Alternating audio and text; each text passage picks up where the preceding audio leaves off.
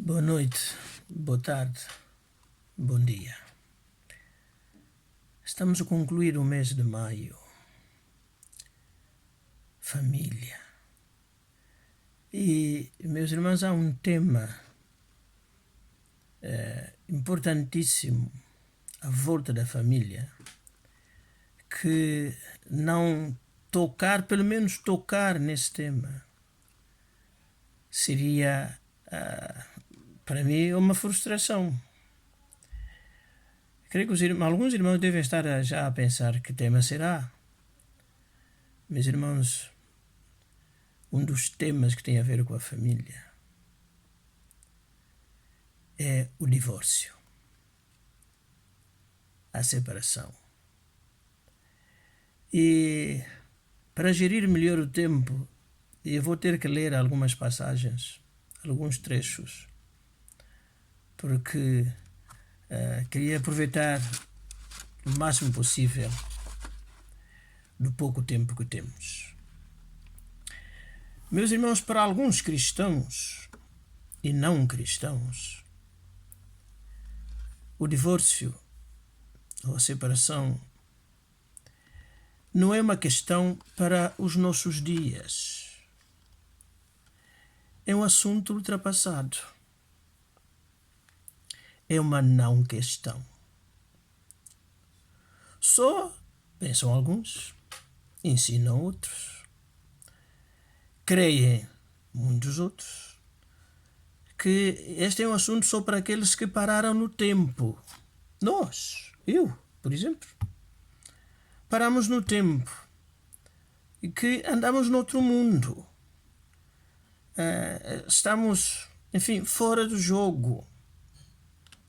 E perder o tempo precioso a tocar neste assunto não faz sentido. Pensam e creem alguns. O cristão de hoje, como o de ontem, é alguém que, por definição, uma pessoa comprometida, que assinou ou ratificou um compromisso. E, meus irmãos, assumimos um compromisso quando decidimos seguir a Jesus Cristo. Como o Tiago e João largaram as redes para seguir Jesus Cristo.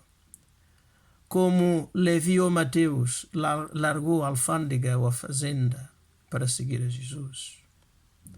Como Saulo de Tarso, o mais tarde apóstolo Paulo. Enfim, como a Ruth, que falamos ainda há umas semanas atrás, se comprometeu em acompanhar a sua sogra Noemi. O casamento é um compromisso. E a Bíblia chama esse compromisso de aliança, de pacto. Um compromisso que não é para 2 dias. Não é a ideia social, ou mesmo civil, que tem sido instituída em muitos lados, de chamar-lhe um contrato. Isso é para os juristas, isso é para os advogados, isso é para os homens das leis humanas. Porque a lei divina, a Sagrada Escritura, diz que é um compromisso. Em Malaquias, no capítulo 2, verso 16, está lá de forma muito clara a posição de Deus em relação ao divórcio, a separação. Diz que Deus detesta, odeia, repudia o divórcio.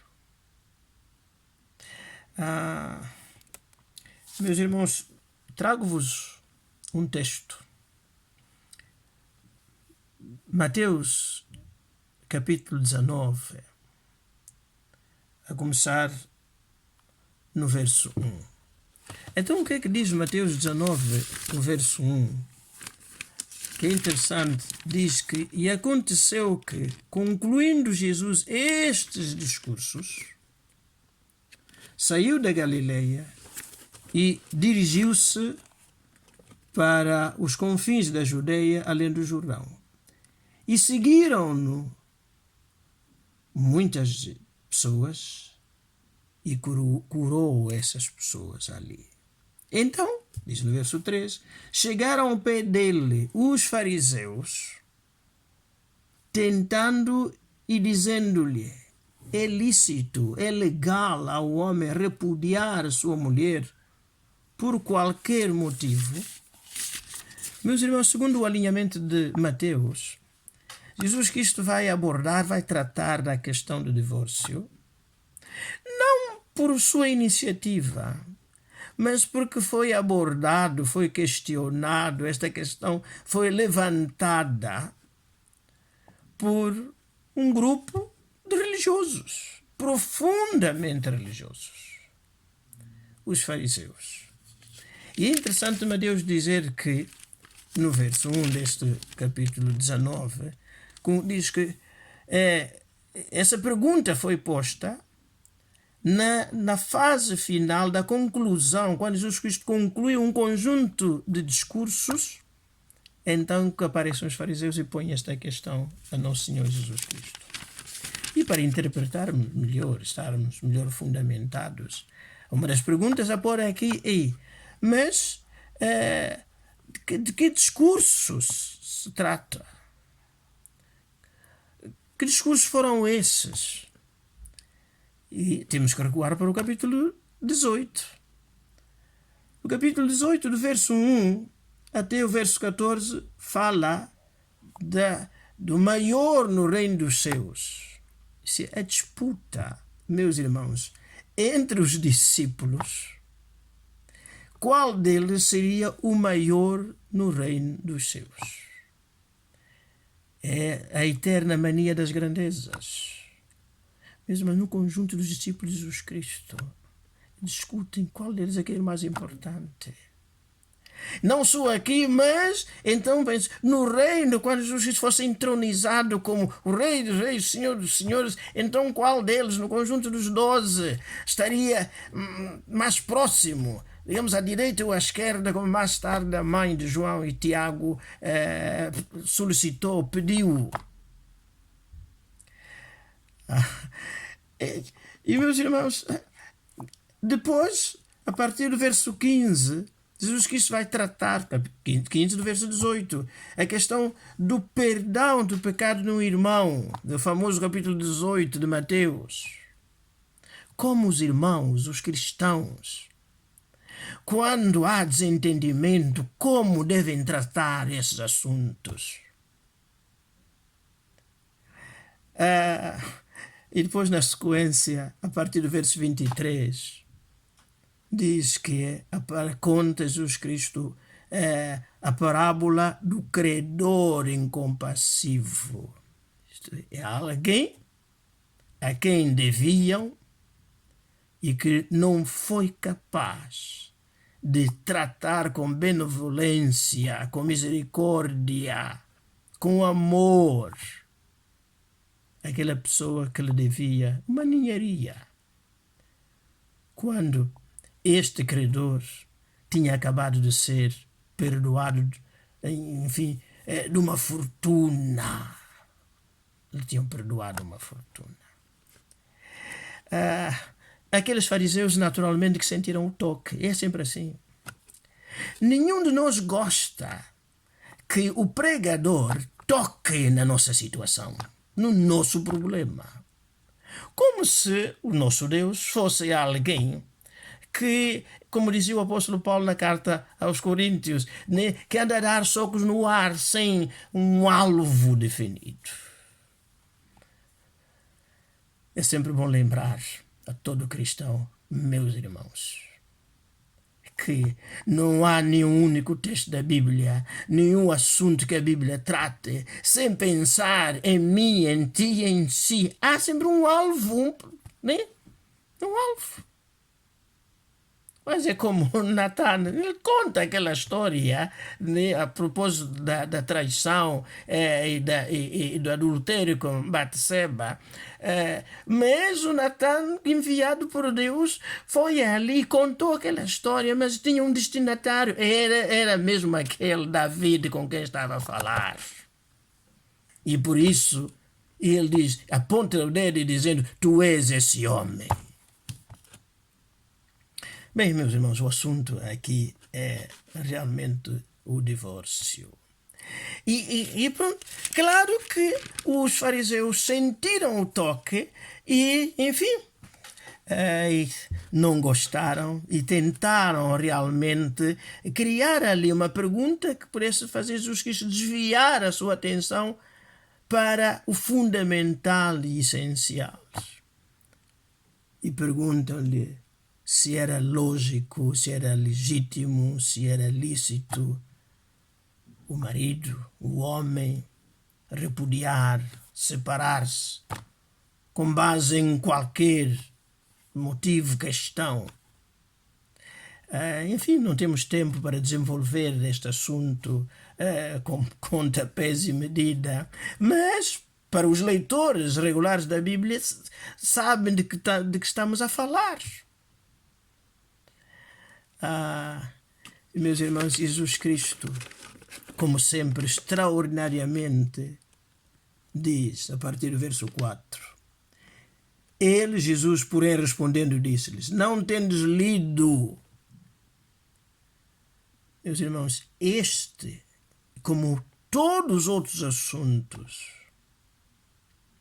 que têm a ver com a vida do cristão, e mesmo no não cristão, a Bíblia não fecha a boca, não se remete ao silêncio. E Jesus Cristo diz, né? Não tendes lido que aquele que os fez. Meus irmãos, quem que os fez? Ao homem e à mulher? Ao marido e à esposa? Pois, foi Deus. Né? Aquele que os fez no princípio, macho e fêmea, os fez. Casamento entre um homem e uma mulher e um homem.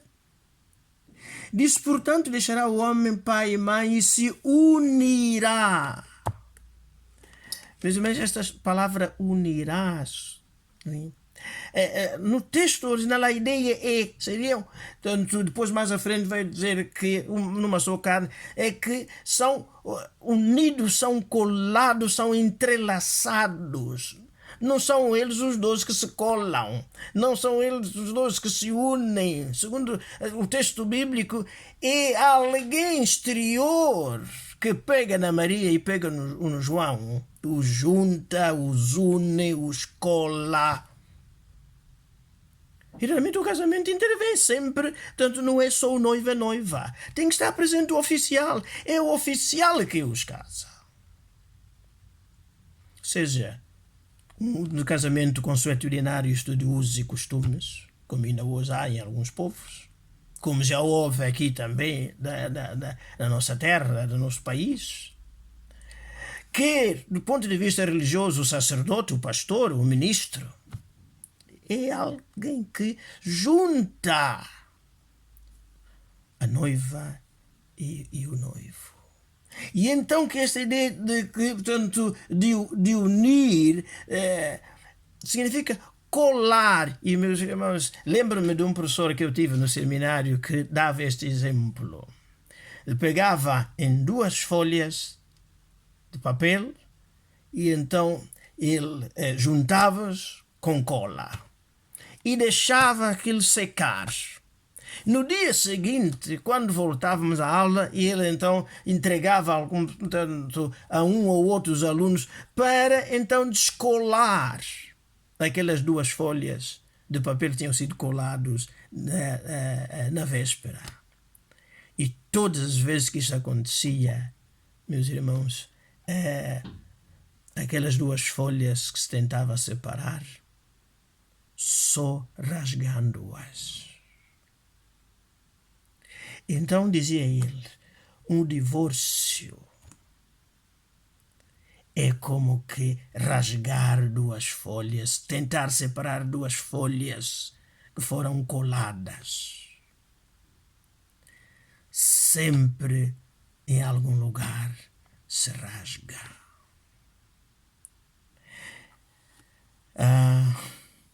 Enfim, e então Jesus Cristo diz, né? Assim não são mais dois, mas uma só carne, porque o que Deus ajuntou não separa o homem. Mas nós cristãos, quem é o cristão que não sabe isto? Quem é o pastor que não sabe disto? Quem é o professor da escola bíblica dominical que não sabe disto? Quem é o cristão com mais de meia dúzia de anos ou até menos de igreja que não sabe disto? E a pergunta é: por que desde os nossos púlpitos até os bancos da escola da Bíblica Dominical, por conveniência, fechamos os olhos, esquecemos tudo isto e nós temos desde os nossos púlpitos pastores divorciados, nas nossas escolas dominical professores divorciados, e enfim, na diretoria, na direção das igrejas, gente divorciada. Nos nossos organismos de cooperação também há disso, tipo ABN, ou tipo Convenção, ou tipo Federação Batista Europeia, ou tipo Aliança Batista Mundial, enfim. Mas que Bíblia é nossa? Que Bíblia é nossa? Que Bíblia é nossa? O casamento é um compromisso para toda a vida. Toda a vida. Já Ruth dizia lá no capítulo 1 e verso 16, a sua sogra Noemi, né?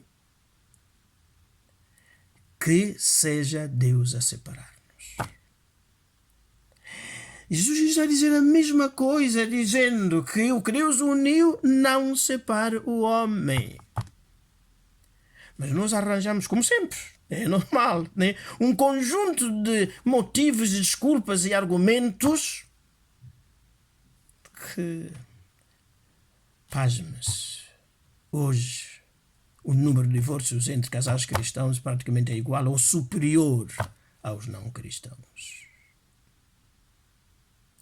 Pois queremos encher as igrejas, passando por cima daquilo que a palavra de Deus diz. E arranjamos, como dizia, argumentos. Vejam, meus irmãos, né? Verso 7. Disseram-lhe eles, os fariseus, então por que mandou Moisés dar-lhes carta de divórcio e repudiá-la? Meus irmãos, há sempre alguém, né? Se o pastor Macaia não alinhará o pastor João, se o pastor João não alinhará o pastor Alberto, assim, há sempre, a gente procurar, sempre encontra um Moisés. Um Moisés que, enfim, propõe uma alternativa. E os fariseus, como naquele tempo, meus irmãos, eles agarram-se a Moisés, como hoje. Temos ouvido, mas aquele pastor e assim, sei porquê que este que sou eu ou outro do género, né? Aquele que procura seguir a palavra de Deus é um problema. É um problema.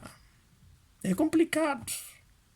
Mas, meus irmãos, reparem na resposta do nosso Senhor Jesus Cristo. Né? Moisés, por causa da dureza de vossos corações, vos permitiu repudiar as vossas mulheres, mas, meus irmãos, o texto é tão claro, mas, ao princípio, não foi assim. Meus irmãos, Jesus Cristo diz, então, vocês ficai com Moisés, neste caso, neste assunto, mas eu, Jesus, eu vou aos fundamentos, às bases, aquilo que foi estabelecido diretamente pelo próprio Deus, pelo Pai. Minhas irmãs e meus irmãos, eu continuo a dizer, para um cristão, Nós não temos outra opção. O fiel obedece ao que Cristo mandar. E, meus, há problema nos casamentos? Claro que não há casamento perfeito. Mas muitas e muitas vezes já não se conserta porque nós pedimos ajuda tarde e a más horas. Com a história de que entre marido e mulher ninguém mete a colher, nós vamos tentando tapar, escondendo, né? E só quando já não dá para esconder, então vamos bater a porta do pastor ou do conselheiro espiritual, disso, daquilo. Está tudo partido. Conhecemos e acompanhamos tantos casos, meus irmãos. Muitos deles parecia que já não havia esperança. Mas o Deus de Abraão, de Isaac e de Jacó, o Deus que instituiu o casamento e o instituiu para toda a vida, como um compromisso para toda a vida, tem capacitado milhares de casais por esse mundo fora a recuperar, a restaurar os seus matrimônios e voltarem a ser uniões em que Deus é glorificado e os filhos, se ainda os têm pequenos, são criados com pai e mãe. E ao mesmo tempo dá um sinal muito claro aos seus filhos amanhã quando se casarem, que podem ter problemas, mas com a graça de Deus esses problemas podem ser ultrapassados e o casamento terminar apenas quando Deus chamar um deles. Espero que o seu casamento, que o meu casamento, só termine quando o Senhor levar um de vós, um de nós.